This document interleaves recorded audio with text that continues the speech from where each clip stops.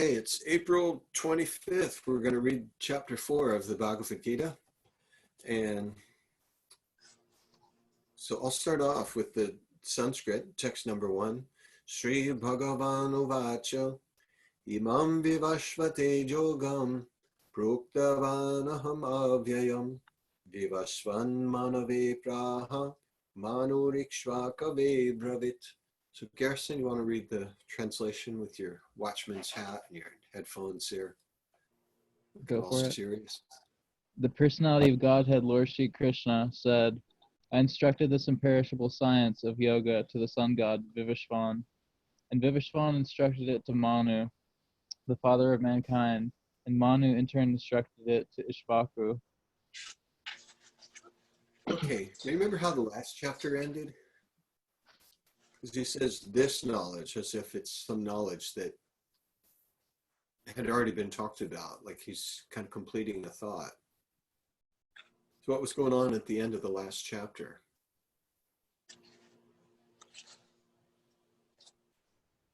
Eric, go ahead.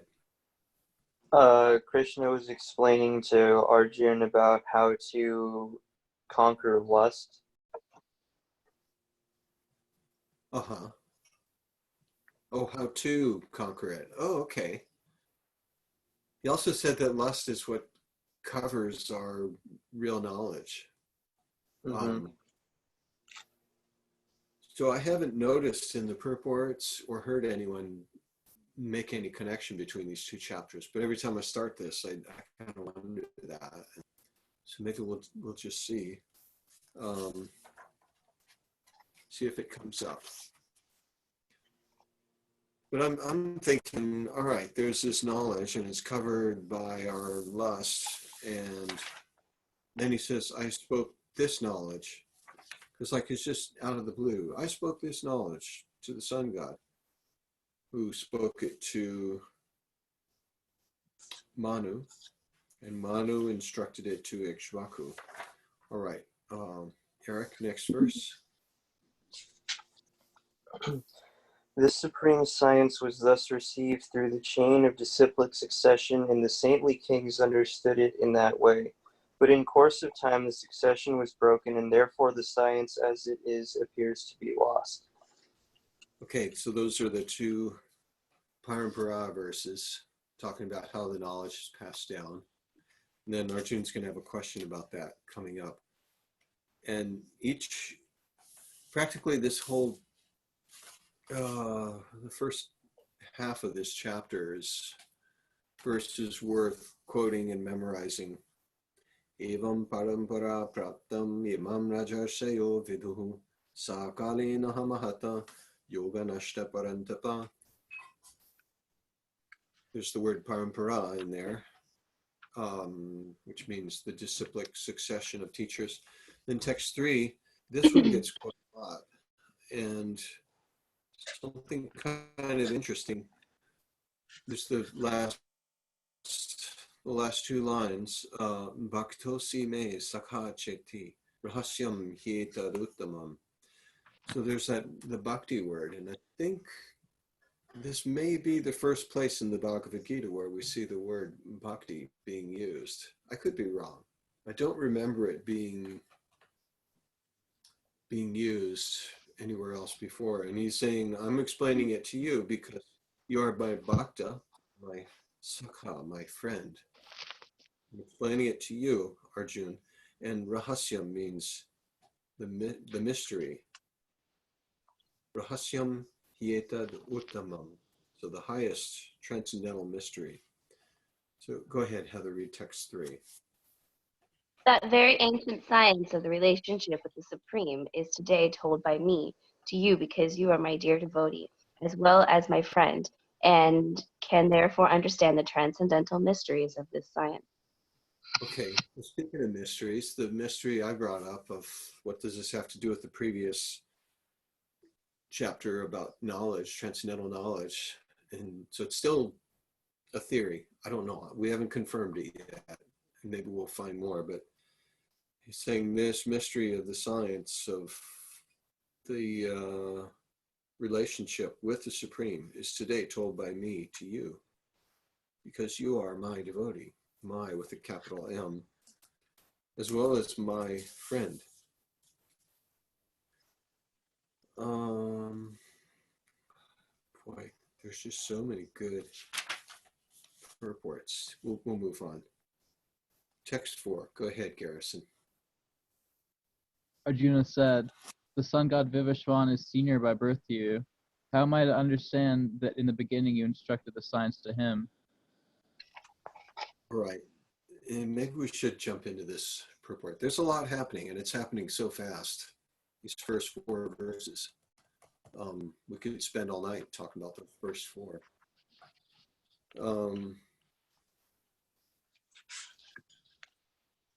I'll skim over the purport. Arjuna is an accepted devotee of the Lord, so how could he not believe Krishna's words?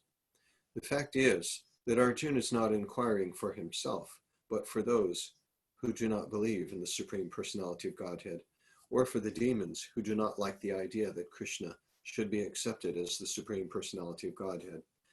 For them only Arjuna inquires on this point, as if he were himself not aware of the personality of Godhead or Krishna.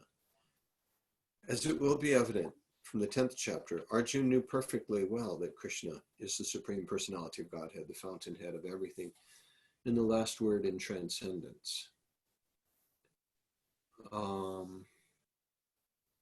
Okay.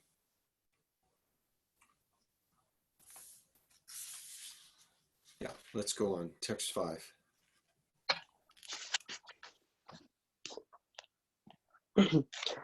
The personality of Godhead said, many, many births both you and I have passed. I can remember all of them, but you cannot, O subduer of the enemy. Another verse worth learning the Sanskrit for. You want to learn a chapter. Not this whole chapter, but the first, I don't know, 15 verses. No, there's 13. The first 12 verses. Yeah. Yeah, the first 12 verses of this would be, it's nice to learn a chunk of verses. Then you've got them down, and then here's text 1, here's text 2, 3, 4. Okay, go ahead. Sorry, I'm getting excited here. Although I am unborn and my transcendental body never deteriorates, and although I am the Lord of all living entities, by my internal energy I still appear in every millennium in my original transcendental form.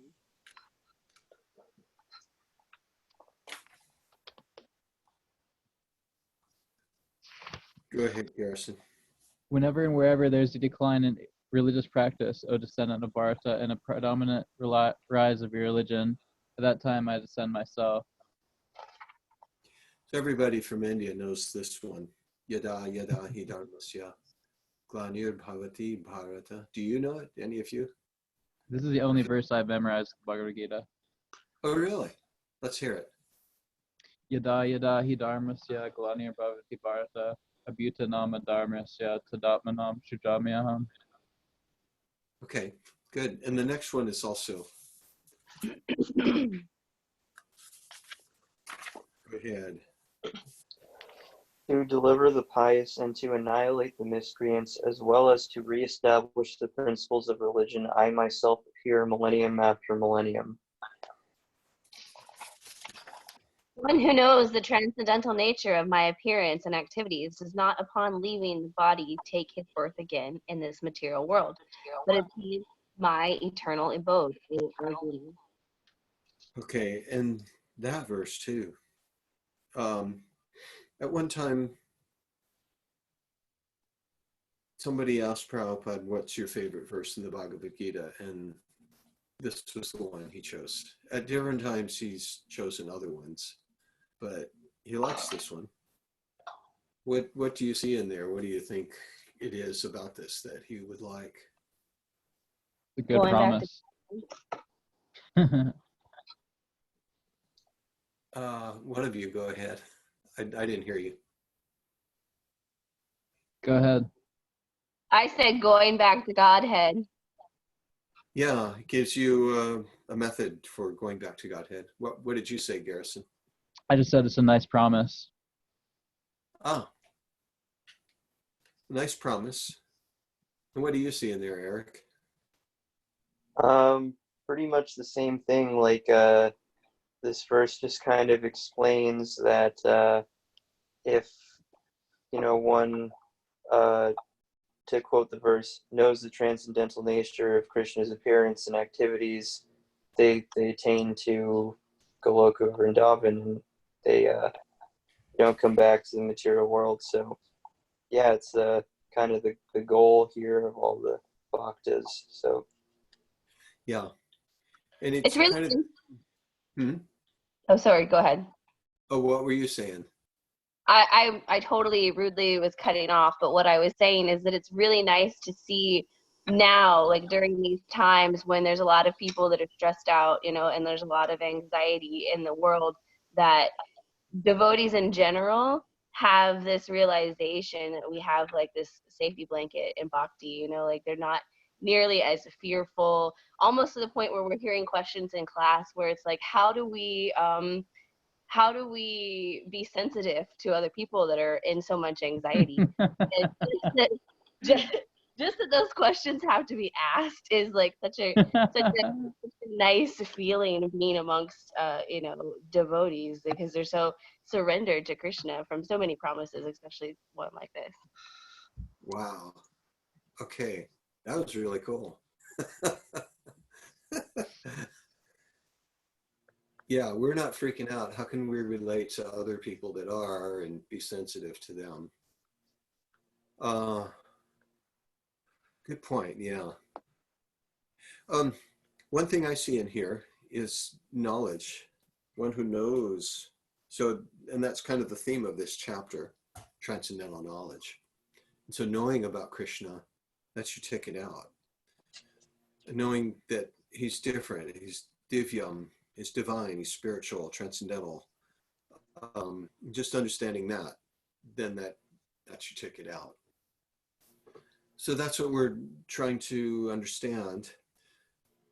Now he starts off with all of this intimate kind of stuff. This is the knowledge of the relationship of the Supreme. But then the knowledge just kind of, the chapter kind of goes into other things that just start to sound really technical as we go deeper into the chapter. The first 12 or so verses are like Krishna's really being friendly. He even uses that word, you're my friend, you're my devotee. So I'm going to explain this to you. And then it just gets really kind of heady, you know. But I guess we can watch for it and just try to read between the lines. So what's he really saying here? Where's this going? And then it concludes with, armed with knowledge, stand and fight, or armed with yoga, stand and fight. I think that's how this one ends. And which is a really nice, let's find that. It's a nice battle cry. It would be a good name for a band, armed with yoga. Or stand and fight. Yeah, armed with yoga, O Bharata, stand and fight. Chitvainam samshayam yogam. So Chitvainam, all of your samshaya means your doubts. Chitvainam, chitti means to be cut up, I think. Yeah, chitva, cut off.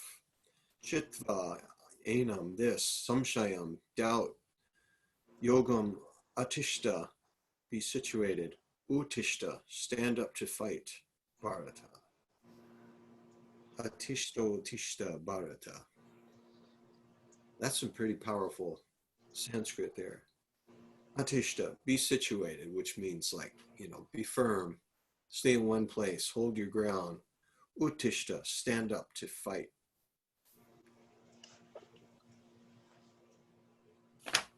So that's where this is going. One who acts in devotional service, renouncing the fruits of his action and whose doubts have been destroyed by transcendental knowledge. I'm looking at the verse before that, text 41.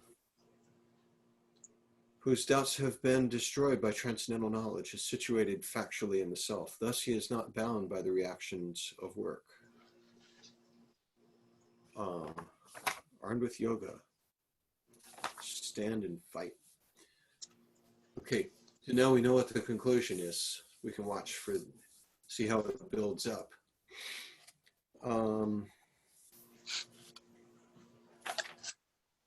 Text 10, go ahead. Being freed from attachment, fear, and anger, being fully absorbed in me and taking refuge in me, many, many persons in the past became purified by knowledge of me, and thus they all attained transcendental love for me. This is the time I noticed this vitaraga bhaya krodha, being freed from attachment, fear, and anger. Those are three things that get in the way. And it's also talking about knowledge. Bahavo jnana tapasa. By the penance, they have achieved knowledge of me. And thus they all attain transcendental love for me. Mad bhavam agata. Mad bhavam, transcendental love for me.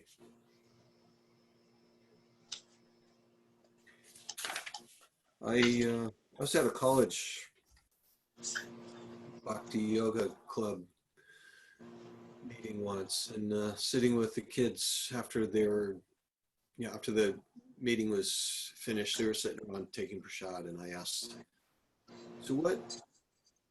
Do you guys know what Bhakti means? Bhakti means love, and what are some of the things that get in the way of love, that keep us from loving?" And so they put out different things, and they came up with this list, pretty much in different words: attachment, fear, and anger.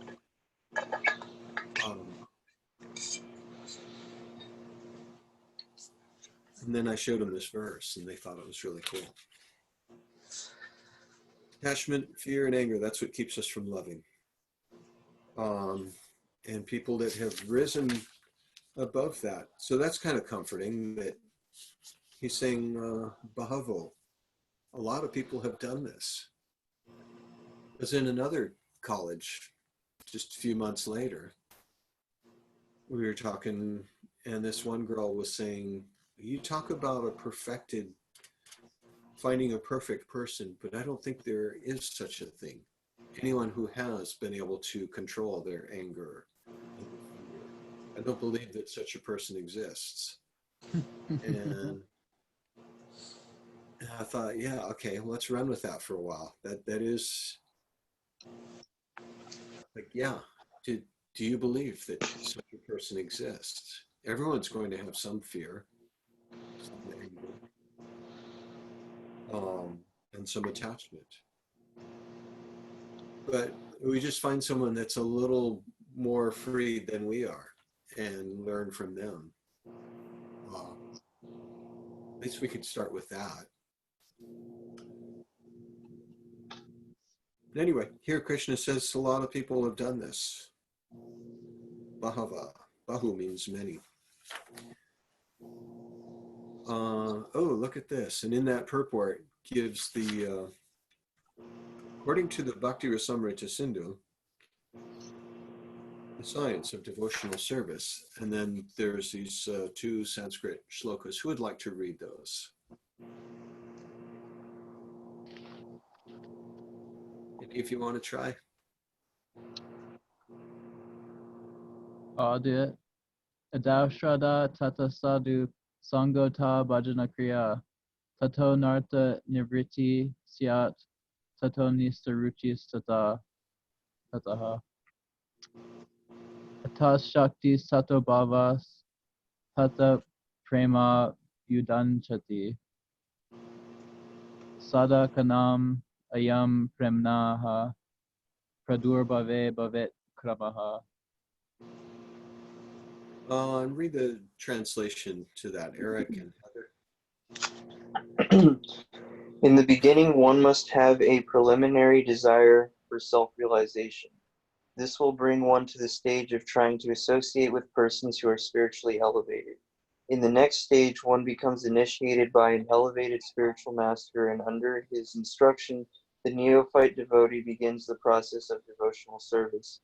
By execution of devotional service under the guidance of a spiritual master, one becomes free from all material attachment, attains steadiness in self-realization, and acquires a taste for hearing about the absolute personality of Godhead Sri Krishna. This taste leads one further forward to attachment for Krishna consciousness, which is matured in bhava, or the preliminary stage of transcendental love of God. Real love for God is called prema, the highest perfectional stage of life. In Go ahead. prema, in the prema stage, there is constant engagement in the transcendental loving service of the Lord. So by the slow process of devotional service, under the guidance of a bona fide spiritual master, one can attain the highest stage, being freed from all material attachment, from fearfulness of one's individual spiritual personality, and from the frustrations that result in void philosophy. Then one can ultimately attain to the abode of the Supreme Lord. Mm, I think we should read this whole purport. That was the whole. Oh, Yeah, we just read the. I just those verses describe our whole trajectory. Have you heard these verses discussed before? Any of you? Yeah. A little bit, yeah. Yeah. Okay. Eric, I know you have listening to Swami. He goes into that a lot. Ado Shraddha, in the beginning, there's a little faith. There's that word Adi in the beginning. Adi Shraddha. Then Tata means like thereafter comes Sadhu Sangha. So you have some Shraddha, you want to go investigate further by associating with sadhus, devotees. Then Bhajana Kriya, you take up the practice. Under, as Prabhupada says, one becomes initiated by an elevated spiritual master. And under his instructions, the neophyte devotee begins the process of devotional service. By execution of devotional service, one becomes free from all material attachment, which is anartha nivritti.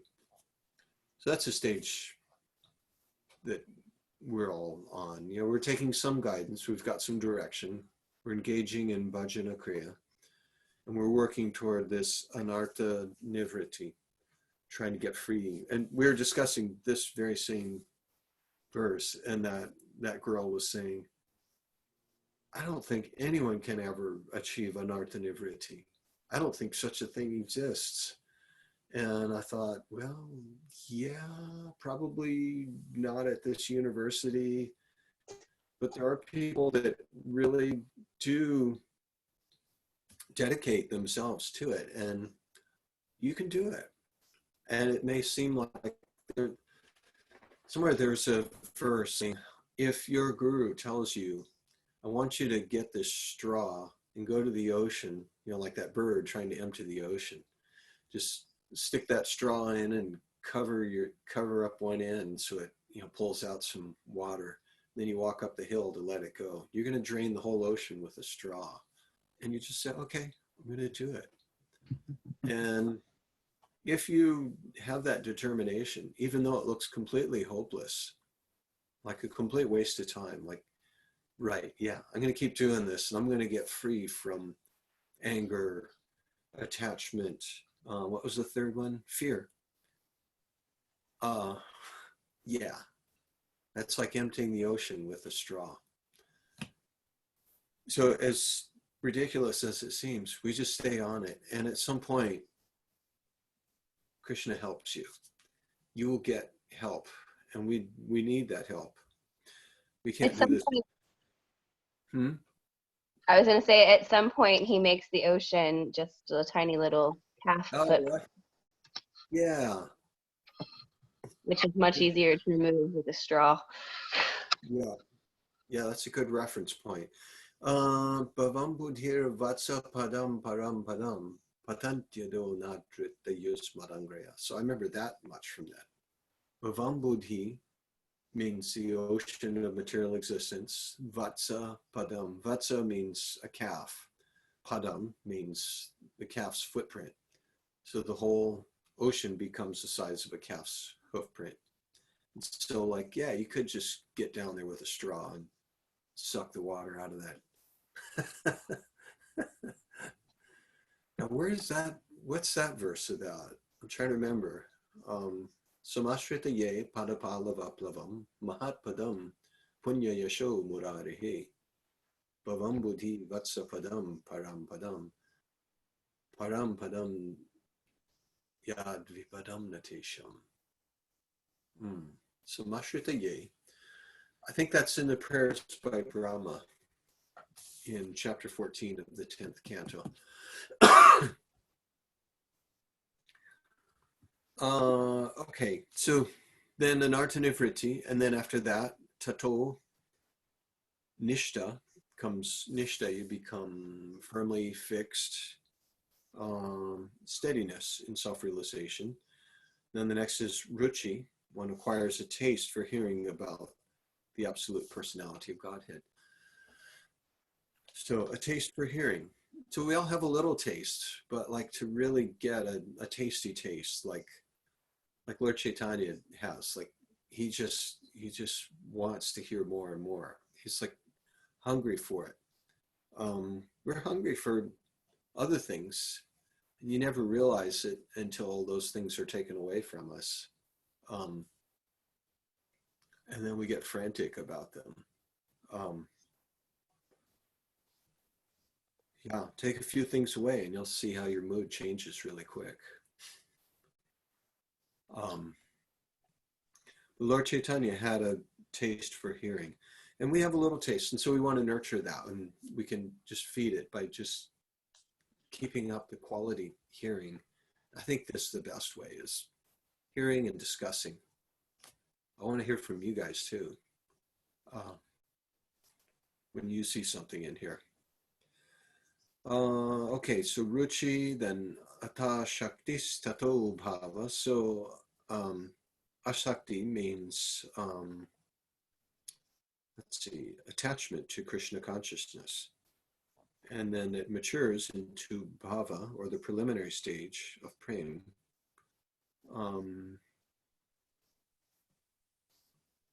And in the prema stage, there is constant engagement in the transcendental loving service of the Lord. All right, so all that came from Vitaraga Bhayakroda, Manmaya Mam Lopashrita, Bhavo Jnana Tapasa, Puttamad Bhavamagata. Let's read the whole purport. And Garrison, read the verse, and then we'll start into this purport. Okay. Being freed from attachment, fear, and anger, being fully absorbed in me, and taking refuge in me, many, many persons in the past became purified by knowledge of me, and thus they all attained transcendental love for me. Okay, Eric, 2 sentences purport. As described above, it is very difficult for a person who is too materially affected to understand the personal nature of the Supreme Absolute Truth. Generally, people who are attached to the bodily conception of life are so absorbed in materialism that it is almost impossible for them to understand how the Supreme can be a person.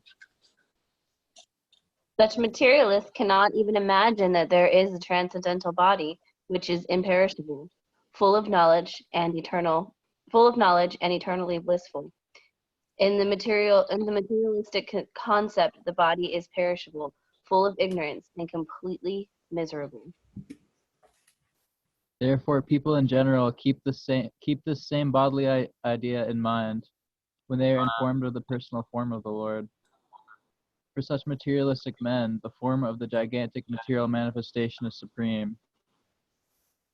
Consequently, they consider the Supreme to be impersonal, and because they are too materially absorbed, the conception of retaining the personality after liberation from matter frightens them. When they are informed that spiritual life is also individual and personal, they become afraid of being persons again. And so they naturally prefer a kind of merging into the impersonal void. Generally, they compare the living entities to the bubbles of the ocean, which merge into the ocean. That is the highest perfection of spiritual existence attainable without individual personality. This is a kind of fearful stage of life devoid of perfect knowledge of spiritual existence. Furthermore, there are many persons who cannot understand spiritual existence at all. Being embraced by so many theories and by constrictions of various types of philosophical speculation, they become disgusted or angry, and foolishly conclude that there is no supreme cause and that everything is ultimately void. Such people are in a diseased condition of life. Some people are too materially attached and therefore do not give attention to spiritual life. Some of them want to merge into the supreme spiritual cause, and some of them disbelieve in everything, being angry at all sorts of spiritual speculation out of hopelessness. This last class of men take to the shelter of some kind of intoxication, and their affective hallucinations are sometimes accepted as spiritual vision. One has to get rid of all three stages of material consciousness: attachment to material life, fear of a spiritual personal identity, and the conception of void that arises from frustration in life. To get free from these stages of material concept of life, one has to take complete shelter of the Lord, guided by the bona fide spiritual master, and follow the disciplines and regulative principles of devotional life. The last stage of devotional life is called bhava, or transcendental love of Godhead. According to Bhakti Rasamrita Sindhu, the science of devotional service, and then that verse that we read. So like, wow, that was great. He just took everything apart and everybody. He just knocked everyone down, and then he said, and here's the way to do it. Look at this.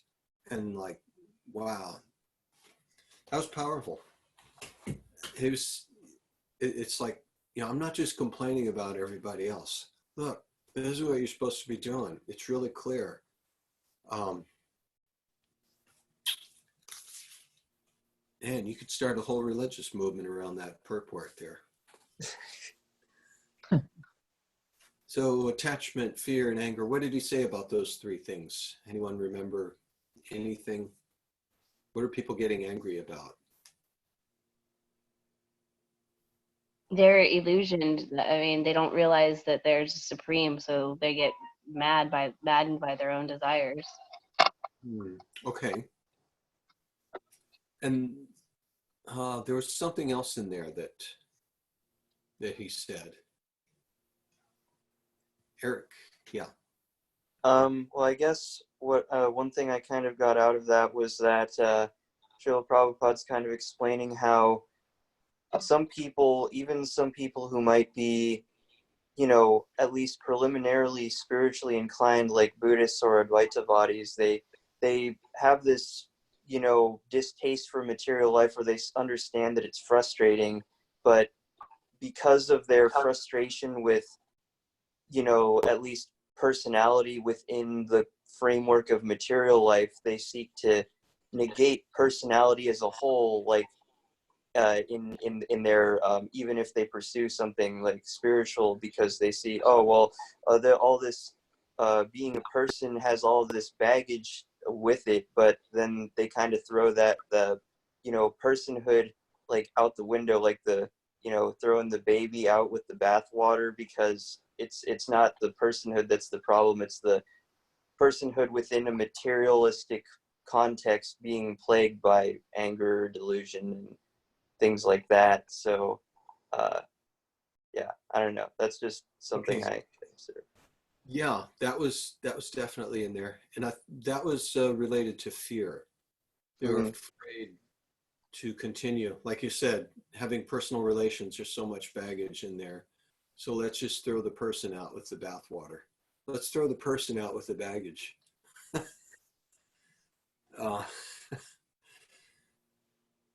So that's what fear is related to.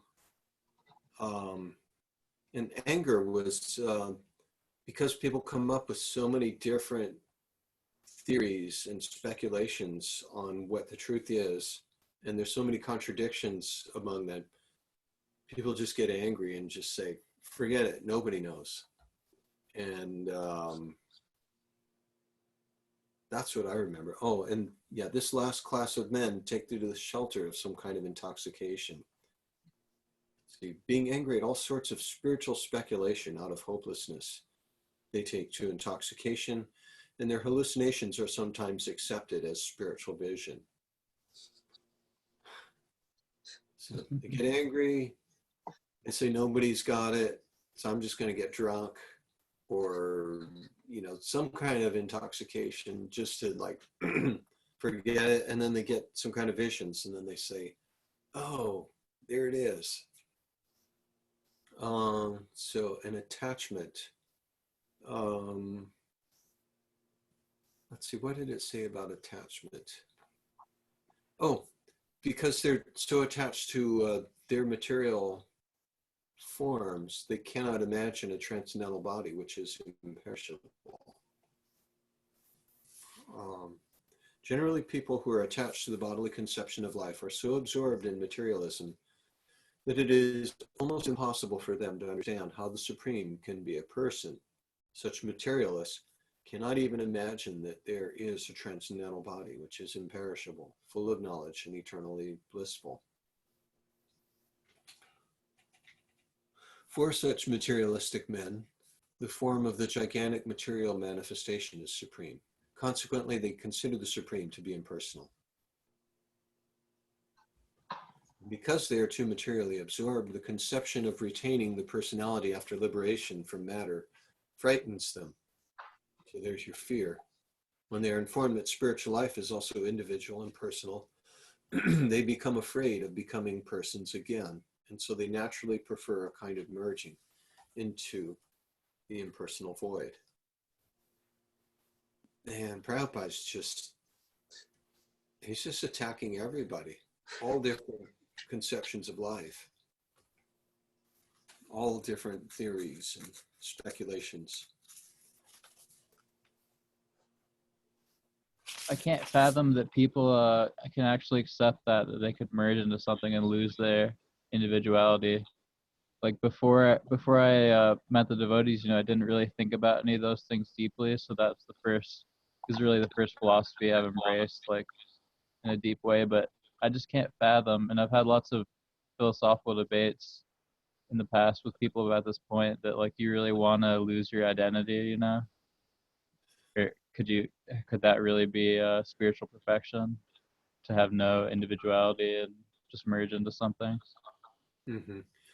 It's Well, yeah, go ahead. I'm sorry. I was just gonna reply with something that happened to me. Like before I met the devotees, I went through this process called Dhan Yoga, and I went through this workshop which was called Shimshang, which is Korean for true self. And I knew really nothing about the soul before then.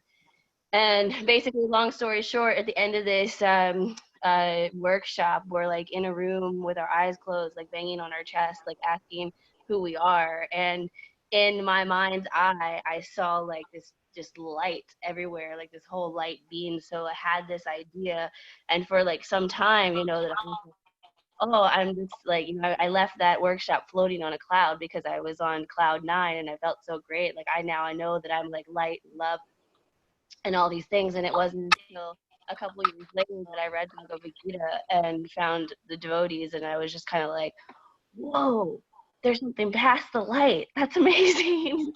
So I had that personal experience of seeing, or of having that before the knowledge of what that was.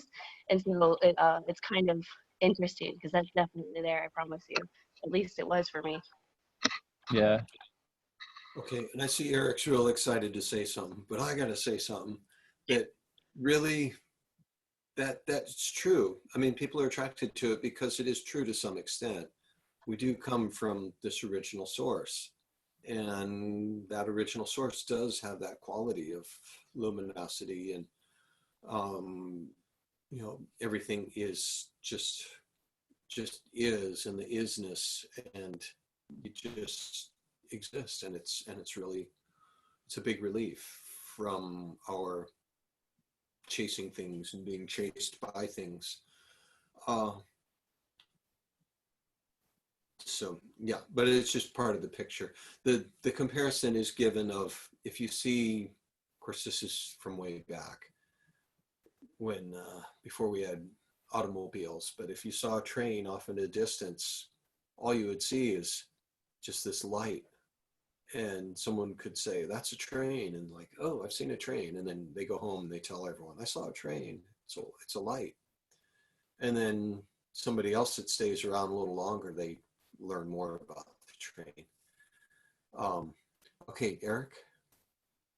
Oh, I was gonna say this purport kind of appealed a lot to me because being formerly a Buddhist and then an Advaitavadi, like I feel like Srila Prabhupada and in when he talks about things like this, and also Tripurari Maharaj, he kind of talks about some of these similar things. Like, I don't know, like I think there was one analogy I heard from Tripurari Maharaj that really clicked with me about like how impersonalism is attractive to some people because of the fact that it's like going from within like the material life, which is like the range of like negative numbers, moving from a range of negative numbers of being frustrated all the time by material life to a neutral stage of zero relative to material life. The zero impersonal stage is positive, but then even beyond that there is a realm of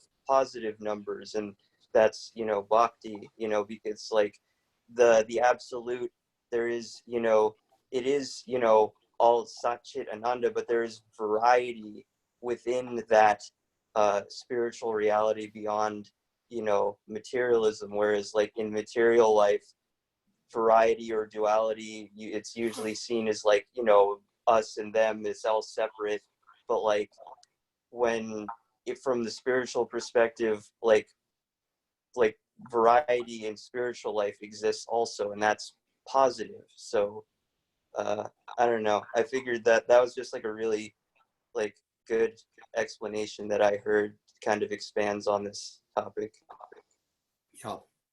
And so the access point, or the things that are holding us back, are described in this verse: attachment, fear, and anger. So we can watch for those, and we've got a pretty good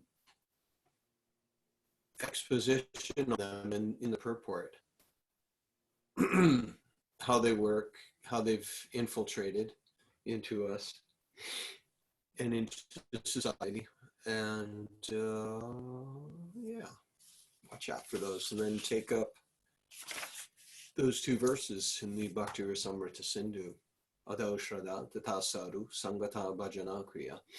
And those two verses have been expanded into a book called the Madhurya Kadambini, which is just those two verses, and it's been like fluffed out into this great big, I don't know if it's really big, but I saw a pretty big version of it. It was big because it had a lot of commentary in it, and it was very well done. Where he describes each of those stages. Okay, here we go. Text 11. Whose turn is it?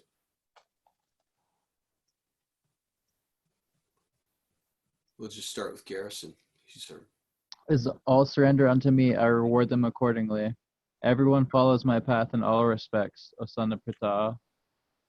Oh man, this looks like another good purport for the impersonalists. Shall we do it? And we're really going to have to zip. Go ahead. Let's go into it some.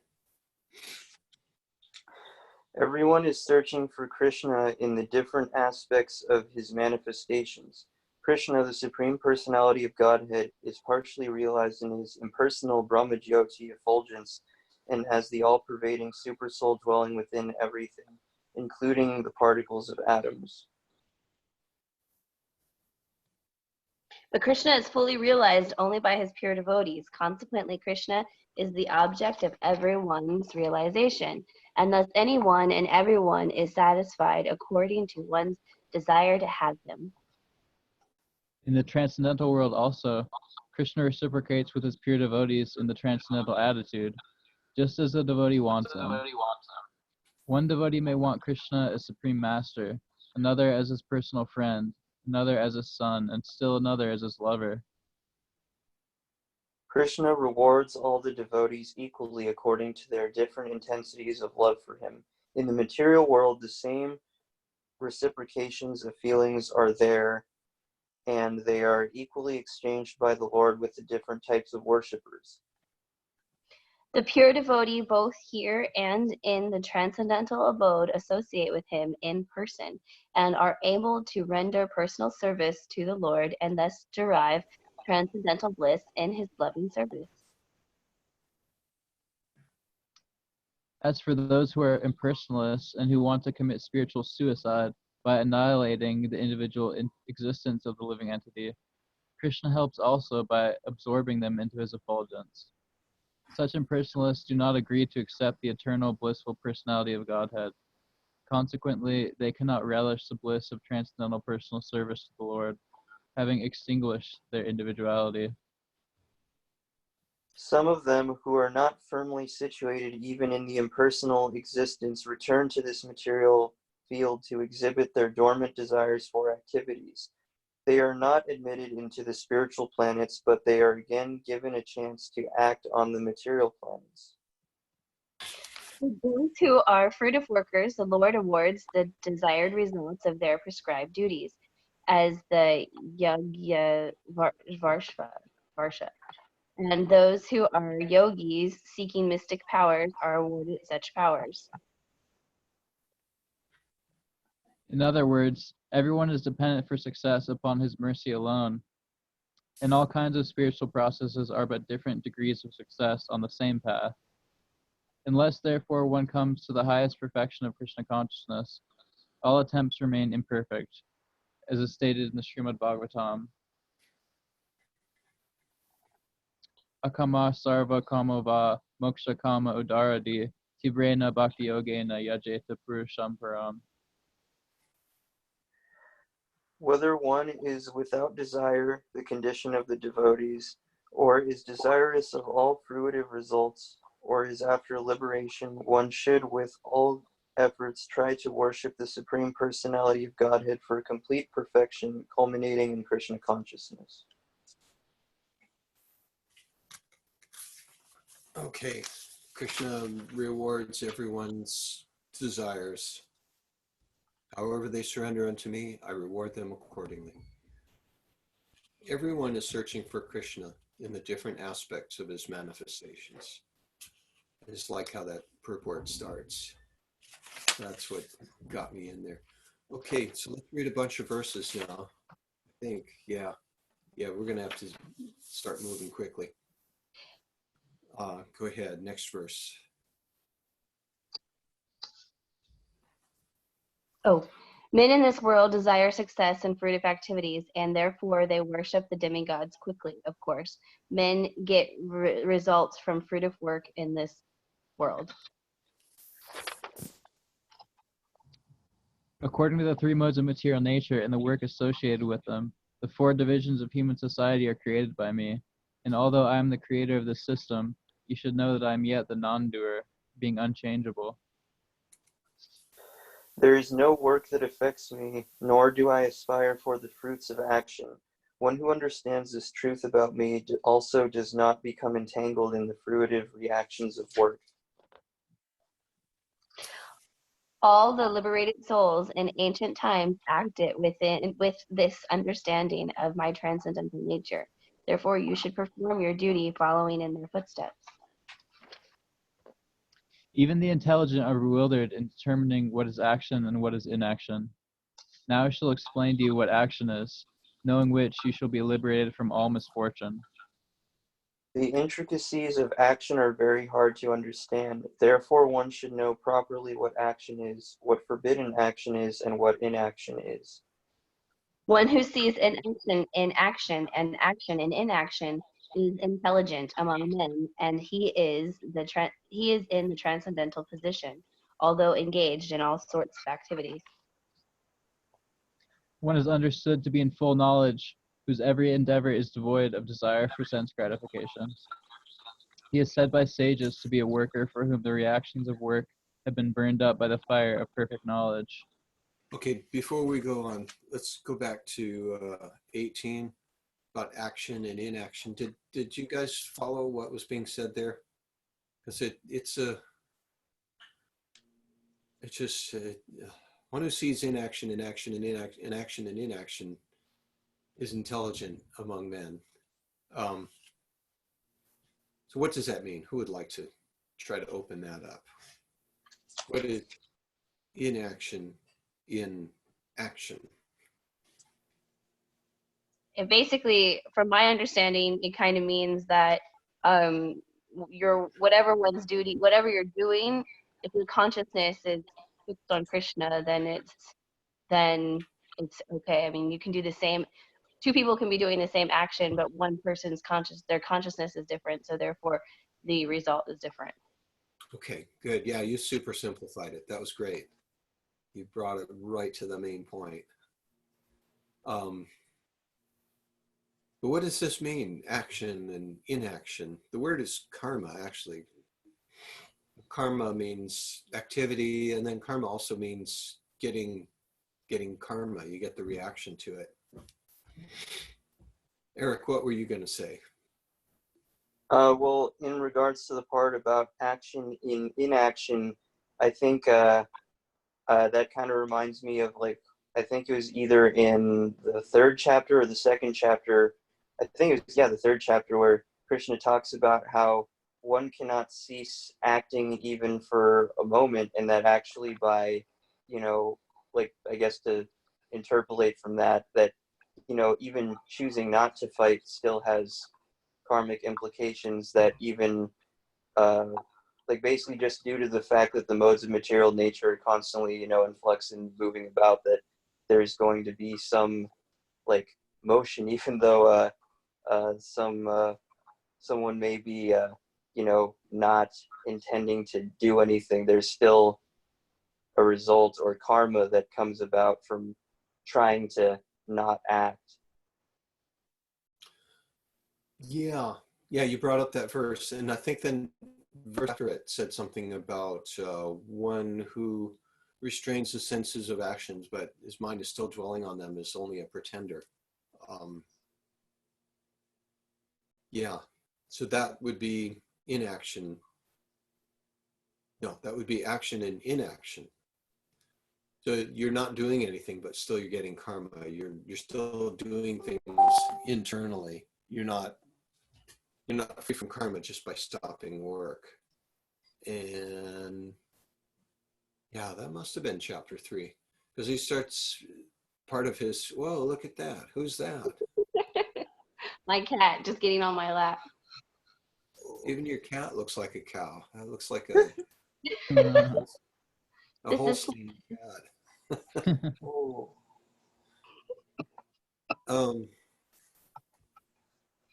Let's see. Not by merely abstaining from work can one be free from karma, and not by giving up all of one's possessions can one achieve perfection. I remember a verse kind of like that. Okay. Intelligent among men, and he is in the transcendental position. Okay, so you got to be able to see someone who's not doing something is actually doing something, and someone, as like Heather was saying, who's doing things in the right consciousness, there's no karma involved. So good job, you guys nailed it. That was some good inaction, some active inaction. It's just a funny phrase, inaction in action. And our language is just so, if you say it quick, you can't tell which one I'm saying, inaction in action. Or let's see, action in inaction, inaction in action.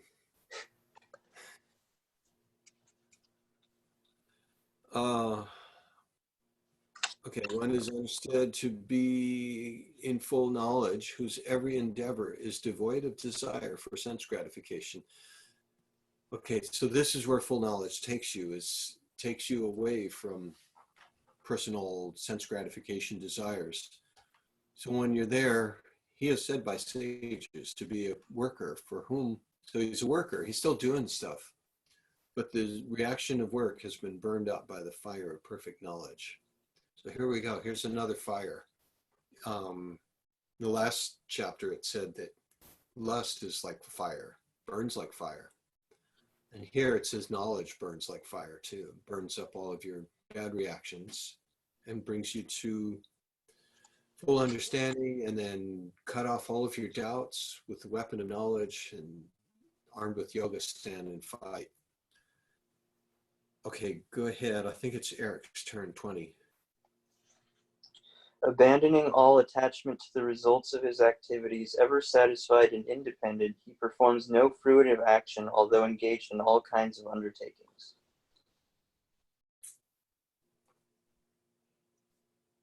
Such a man of understanding acts with mind and intelligence perfectly controlled, gives up all sense of prior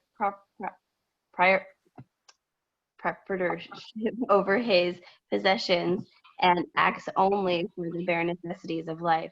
Thus working, he is not affected by sinful reactions. He who is satisfied with gain which comes of its own accord, who is free from duality and does not envy, who is steady in both success and failure, is never entangled, although performing actions. The work of a man who is unattached to the modes of material nature and who is fully situated in transcendental knowledge merges entirely into transcendence. A person who is fully absorbed in Krishna consciousness is sure to attain the spiritual kingdom because of his full contribution to spiritual activities, in which the consummation is absolute, and that which is offered is of the same spiritual nature.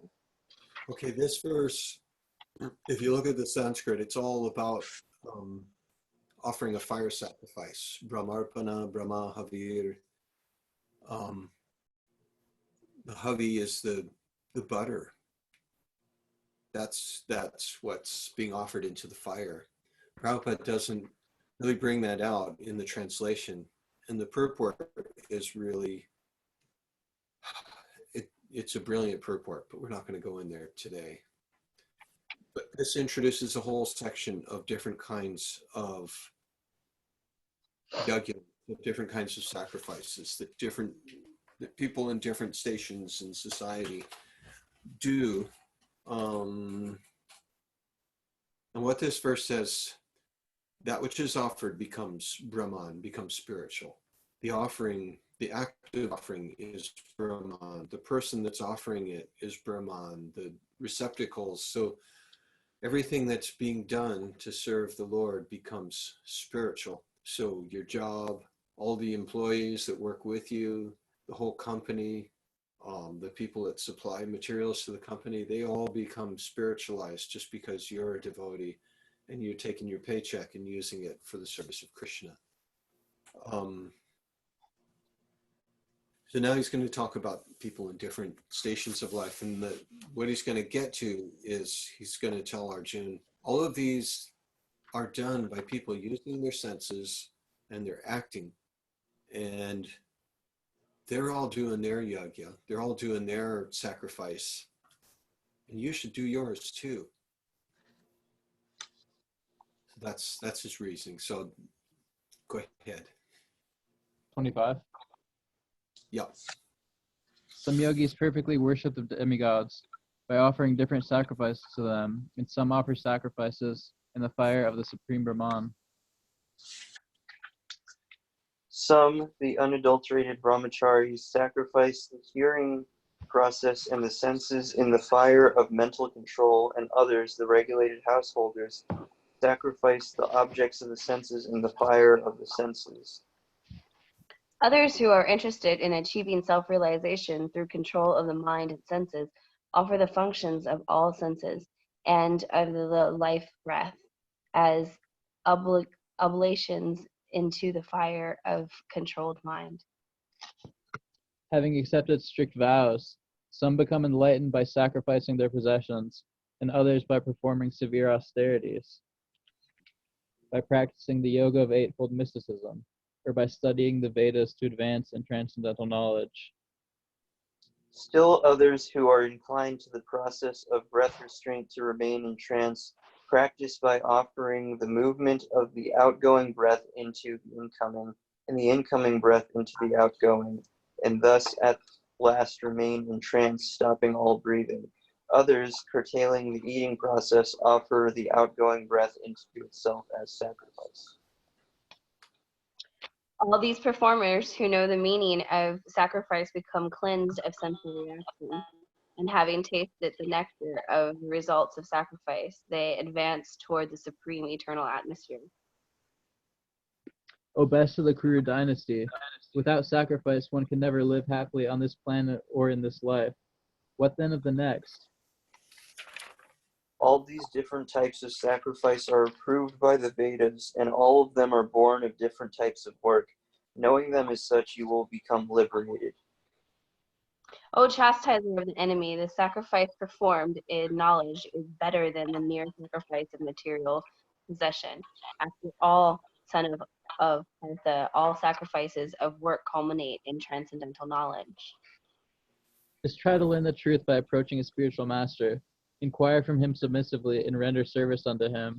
Self-realized soul can impart knowledge unto you because he has seen the truth. Another super important verse worth memorizing Sanskrit for. I just got to say that, and let's move on. Having obtained real knowledge from a self-realized soul, you will never fall again into such illusion. For by this knowledge you will see that all living beings are but part of the Supreme, or in other words, that they are mine. Even if you are considered to be the most sinful of all sinners, when you are situated in the boat of transcendental knowledge, you will be able to cross over the ocean of misery. There's that ocean of misery again. Yeah, another boat and an ocean of misery, and oh yeah, you could shrink it down. This looks like a nice little purport. We'll come back to it. Let's yeah. Keep As a blazing fire turns firewood to ashes, O Arjuna, so does the fire of knowledge burn to ashes all reactions to material activities. In this world, there is nothing so sublime and pure as transcendental knowledge. Such knowledge is the mature fruit of all mysticism, and one who has become accomplished in the practice of devotional service enjoys this knowledge within himself in due course of time. A faithful man who is dedicated to transcendental knowledge and who subdues his senses is eligible to achieve such knowledge, and having achieved, he quickly attains the supreme spiritual peace. But ignorant and faithless persons who doubt the revealed scriptures do not attain God consciousness. They fall down. For the doubting soul there is happiness neither in this world nor in the next. One who acts in devotional service, renouncing the fruits of his actions, and whose doubts have been destroyed by transcendental knowledge, is situated factually in the self. Thus he is not bound by the reactions of work, O conqueror of riches. Therefore, the doubts which have arisen in your heart out of ignorance should be slashed by the weapon of knowledge. Armed with yoga, O Bharat, stand and fight. Haribol. Wow, that was exciting. So let's go back to 36. I like that.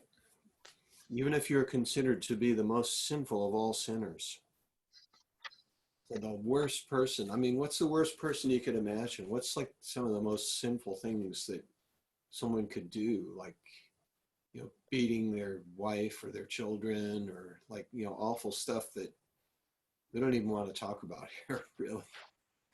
But there are some awful people that do awful things. But even those people can get on the boat. When you're situated on the boat of transcendental knowledge, you will be able to cross over the ocean of misery. So anybody can take up knowledge. Anybody can do this. So let's read the purport. Go ahead, Garrison. Proper understanding of one's constitutional position and relationship to Krishna is so nice that it can at once lift one from the struggle for existence which goes on in the ocean of nescience. This material world is sometimes regarded as an ocean of nescience, and sometimes as a blazing forest. In the ocean, however expert a swimmer one may be, the struggle for existence is very severe. If someone comes forward and lifts the struggling swimmer from the ocean, he is the greatest savior. Perfect knowledge received from the Supreme Personality of Godhead is the path of liberation. The boat of Krishna consciousness is very simple, but at the same time, the most sublime. Okay, a sublime and simple boat. Yeah, if you're struggling in the ocean and someone comes and lifts you up, he is the greatest savior. Yeah, even just to lift you up a little bit out of the water so you can breathe, stay alive. All right, let's read the next one. Go ahead. As a blazing fire turns firewood to ashes, O Arjuna, so does the fire of knowledge burn to ashes all reaction to material activities. Let's do Perfect knowledge. Perfect knowledge of self and super self and of their relationship is compared herein to fire. This fire not only burns up all reactions to impious activities, but also all reactions to pious activities, turning them into ashes. There are many stages of reaction. Reaction in the making, reaction fructifying, reaction already achieved, and reaction in priori. Anyone know what that means? That's a Latin phrase. Yeah, Eric? Beforehand, like prior. It would seem like it. It's about to happen. Oh, let's see. I got a meeting at 8:30 and with my brothers and sister, and it looks like Tiana's joining. She's my niece. Hey, Tiana.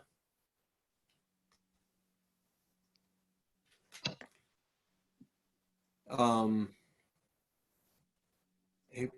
priori. I guess she'll come back. She probably wonder if she thought she was in the wrong meeting. Mitra, I actually have another meeting I was supposed to start 13 minutes ago, so I probably should go. Well, thanks for holding out for us. Krishna. That was a priori. Bible. Both a priori and posteriori are consumed. Knowledge of the constitutional position of the living entity burns everything to ashes. When one is in complete knowledge, all reactions, both a priori and a posteriori, are consumed. What does that mean? That would mean, yeah, go ahead, Eric. Oh, it means afterward, like posterior, like the backside, yeah. Post or, yeah. Even stuff you haven't done yet.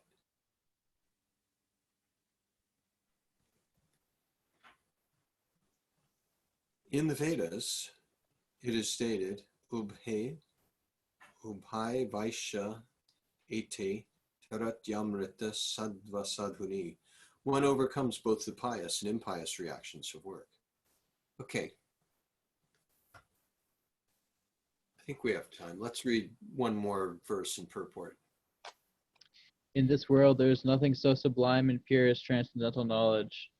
Such knowledge is the mature fruit of all mysticism, and one who has become accomplished in the practice of devotional service enjoys this knowledge within himself in due course of time. When we speak of transcendental knowledge, we do so in terms of spiritual understanding. As such, there is nothing so sublime and pure as transcendental knowledge. Ignorance is the cause of our bondage, and knowledge is the cause of our liberation.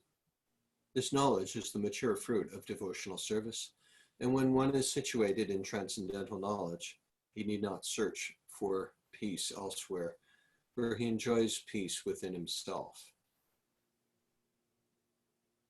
In other words, this knowledge and peace culminate in Krishna consciousness. That is the last word in the Bhagavad Gita. Peace and knowledge.